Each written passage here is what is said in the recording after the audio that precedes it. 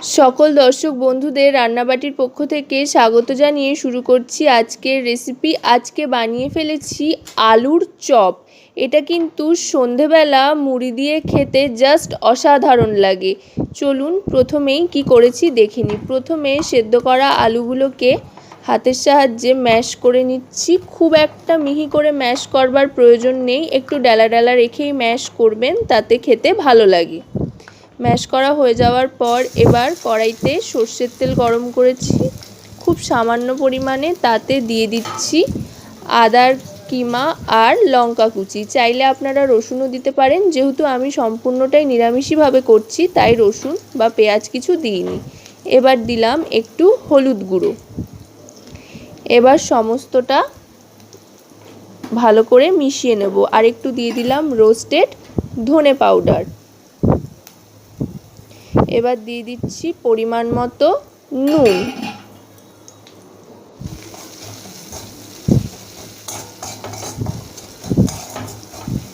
তেলে ভালো করে এই কয়েকটা জিনিস মিশিয়ে নেওয়ার পর যখন খুব সুন্দর একটা গন্ধ ছাড়তে আরম্ভ করবে আদা ভাজা হয়ে যাওয়ার পর, তখন দিয়ে দেব ম্যাশ করে রাখা আলুটা।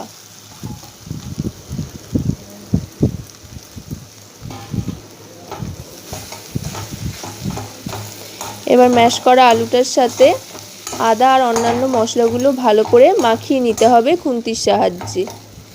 এবার দিয়ে দেব আরেকটা মশলা, এটা হচ্ছে রোস্টেড জিরে আর শুকনো লঙ্কা শুকনো খোলায় ভেজে নিয়ে গুঁড়ো করে নেওয়া হয়েছে। এটা দিলে কিন্তু খুব সুন্দর একটা গন্ধও ছাড়বে আর শুকনো লঙ্কার একটা ঝাঁঝালো ব্যাপারও আসবে, যেটা খেতে আরও টেস্টি করবে। এবার ভালো করে মিশিয়ে নেব সবটা একসাথে। মিশিয়ে নিয়ে আলুর পুরটা তৈরি করে নেব। তৈরি করে এটাকে রেখে দেব ঠান্ডা হওয়ার জন্য। এখন বানিয়ে নেব ব্যাটারটা। ব্যাটার বানানোর জন্য প্রথমেই নিয়ে নিচ্ছি বেসন। 3 চামচ মতো বেসন নিচ্ছি বড় চামচের। একটু ঠিক করে ব্যাটারটা বানাতে হবে, যাতে চপের গায়ের থেকে বেসনটা পড়ে না যায়, লেগে থাকে সেই জন্য। এবার দিয়ে দেব সুজি। 3 চামচ বেসনের সাথে ওই একই চামচের 1 থেকে 1.5 চামচ মতো সুজি দেবেন, এতে কিন্তু খুব মচমচে হবে চপটা। এবার দিয়ে দেব হলুদ গুঁড়ো। এবার একটু কালো জিরে দিচ্ছি। কালো জিরেটা অপশনাল, যদি আপনারা পছন্দ না করেন তো নাও দিতে পারেন। তারপরে পরিমাণ মতো একটু চিনি, পরিমাণ মতো নুন।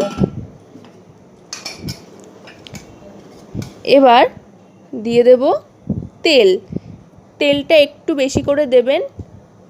ঠিক আটা বা ময়দা আমরা যেভাবে ময়ান দিই সেইভাবে এবার ময়ান দিয়ে নিতে হবে। খুব ভালো করে ময়ান দেবেন, ময়ানের ওপরেও কিন্তু মচমচের বিষয়টা অনেকটা নির্ভর করে। ময়ান দেওয়া হয়ে যাওয়ার পর অল্প অল্প করে জল মেশাতে শুরু করতে হবে আর দেখতে হবে যাতে একটা স্মুথ ব্যাটার তৈরি হয় আর ব্যাটারের মধ্যে যাতে কোনো রকমের লাম্পস না থাকে। লাম্পস থাকলে কিন্তু খেতে ভালো লাগবে না। এবার ওটা তৈরি হয়ে গিয়েছে। এই আলুর পুর থেকে এরকম বল মতো নেব, নিয়ে আপনারা এটা আপনাদের ইচ্ছে মতো নেবেন, কতটা বড় করবেন বা কতটা ছোট করবেন তার উপর নির্ভর করবে। নিয়ে এটাকে আস্তে করে এইভাবে প্রেস করে গোল গোল করে চপের আকার দিয়ে নিতে হবে। এইভাবে আমি চপগুলো সব তৈরি করে নিয়েছি, আকার দিয়ে ফেলেছি চপের। এবার এই চপগুলো একটা একটা করে নেব আর খুব সাবধানে ব্যাটারের মধ্যে চুবিয়ে একটু কাচিয়ে নিয়ে এইভাবে তেলের মধ্যে ছেড়ে দেব। হ্যাঁ, তেলটা যাতে খুব গরম থাকে, একদম হাই ফ্লেমে। তারপরে ছেড়ে দিয়ে একটা দুটো তিনটে যে কটা আপনাদের দিলে সুবিধা হয় সেইভাবেই দেবেন।